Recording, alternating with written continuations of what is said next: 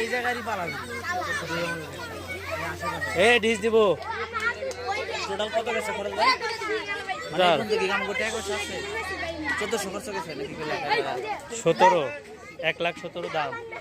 আর গাড়ি ভাড়া দিছে 800 না 1000 কইলো 800 কইলো ওই 18 17,800।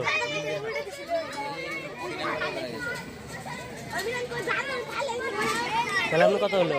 1,17,800, হ্যাঁ। আর এমনি টাকা কত? 18,800 ধরেন আছে। 1,000 আছে, হ্যাঁ। আর 1,000 কষাই মশাই আছে।